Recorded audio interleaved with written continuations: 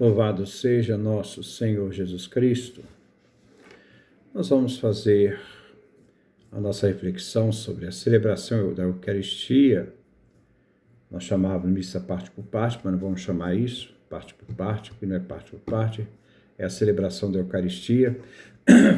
A Eucaristia é um todo, não é parte.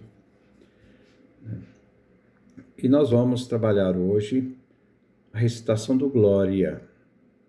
É o nosso quinto encontro, é a primeira parte. Vamos dividir o Glória em 3 partes. Essa é a primeira parte.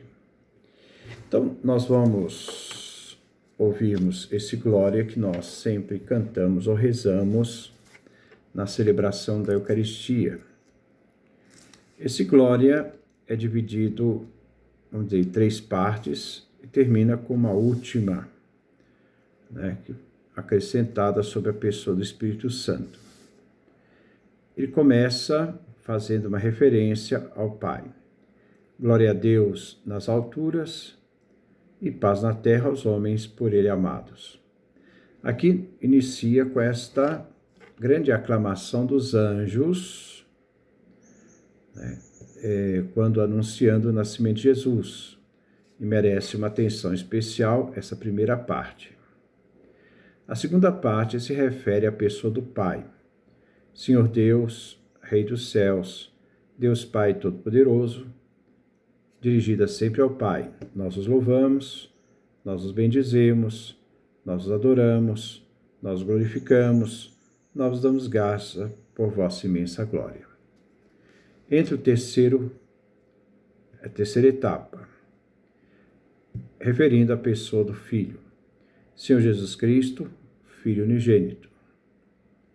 Senhor Deus, Cordeiro de Deus, Filho de Deus Pai.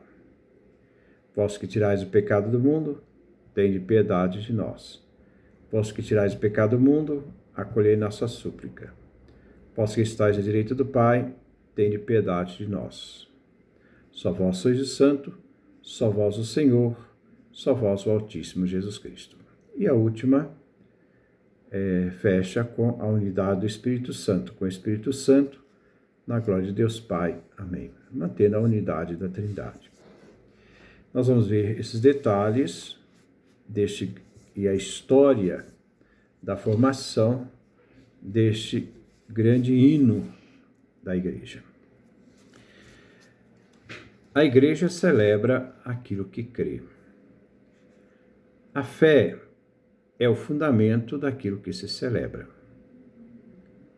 Por isso se deve entender aquilo que se celebra, para entender o mistério do qual nós estamos inseridos, que é o mistério da salvação.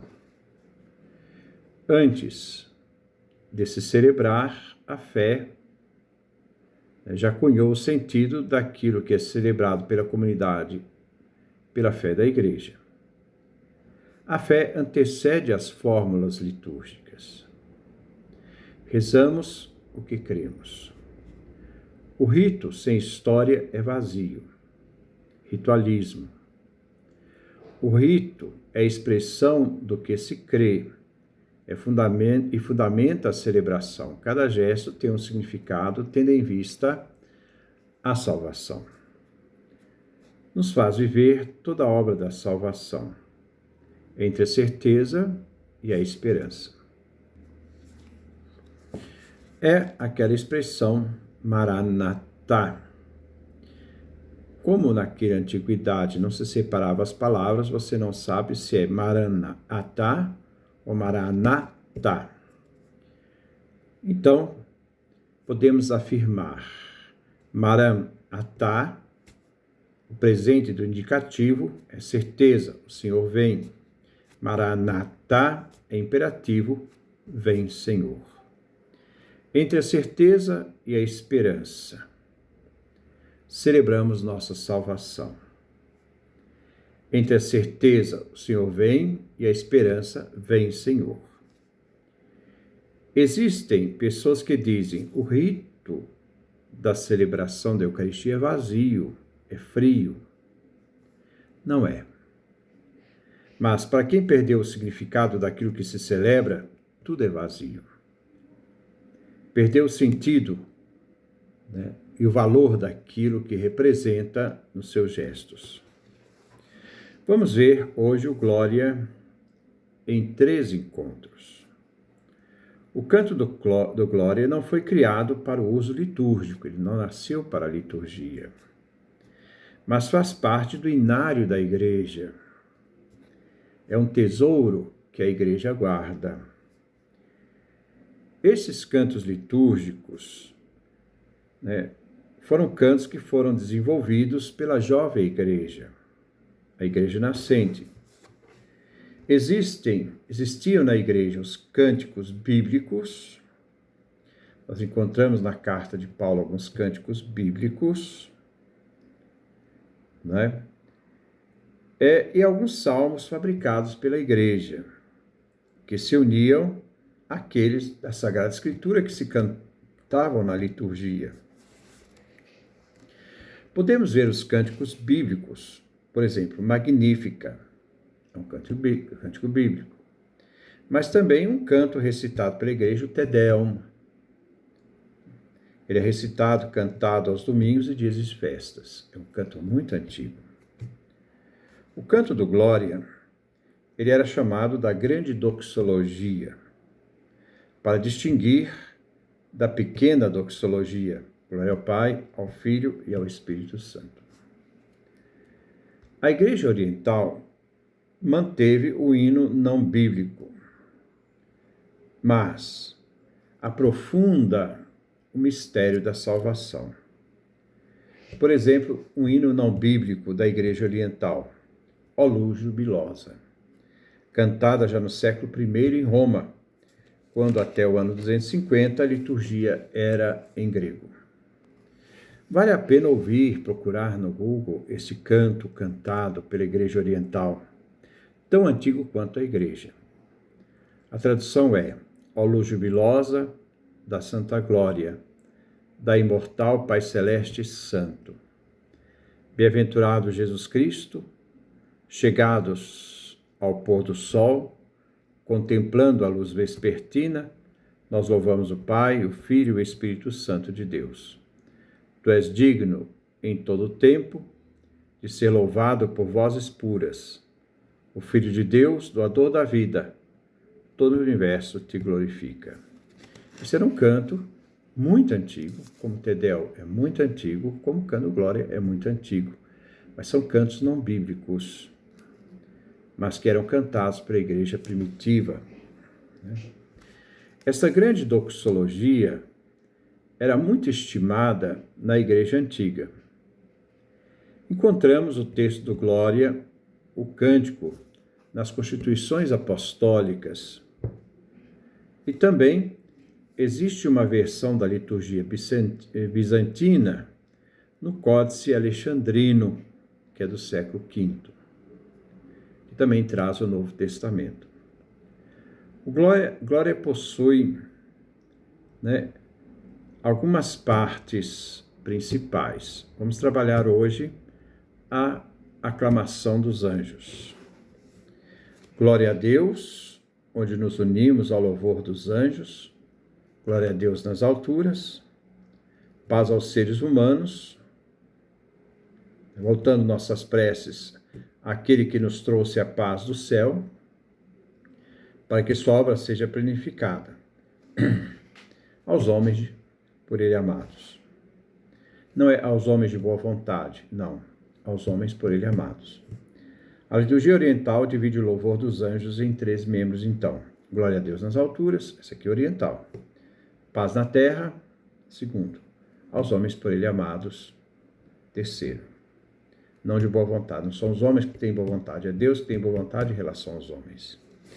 Não se trata dos homens bem amados, de boa vontade. Não é a vontade dos seres humanos, mas é a vontade do Pai eterno, seu beneplácito, sua graça, sua benevolência.